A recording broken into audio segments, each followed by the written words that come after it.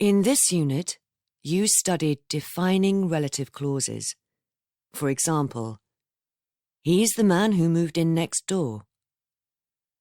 Let's have another look.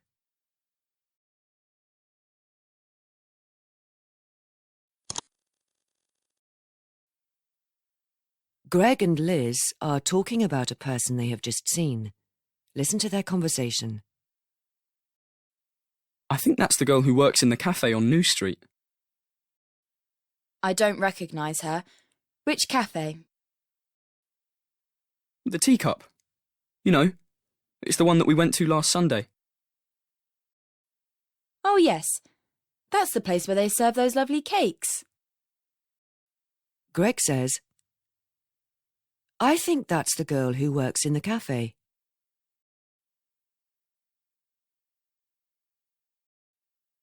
He uses a defining relative clause with who to explain the particular person he is talking about.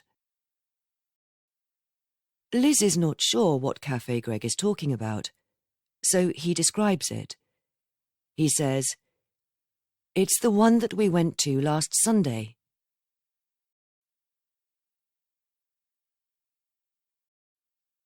We can use a relative clause with that to define a thing or a person. Liz remembers the cafe. She says, that's the place where they serve those lovely cakes.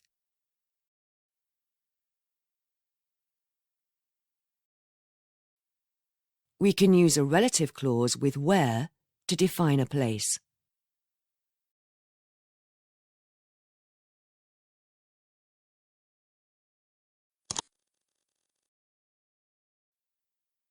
Let's have a look at a table with the different relative pronouns and adverbs.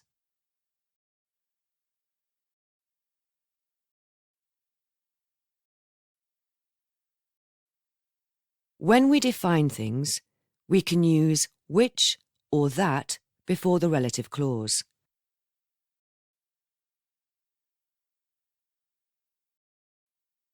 We can use who or that when the noun we are describing is a person.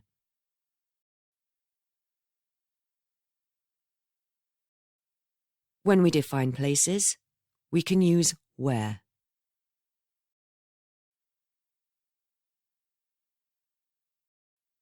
The words who, which, where, and that replace other words in the clause. For example, that's the school. I used to teach there. Becomes, that's the school where I used to teach. When you are ready, go to the activity.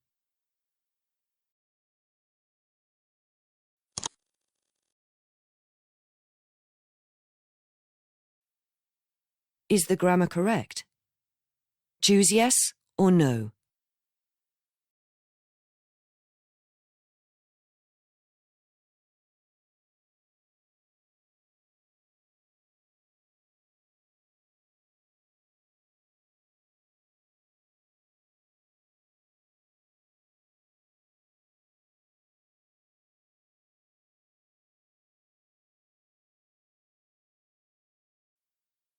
That's correct.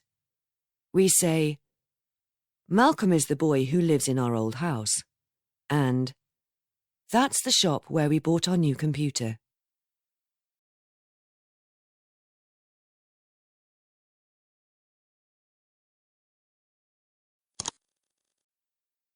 Well done. You've finished. Any time you want to study defining relative clauses, you can come back and do this language check.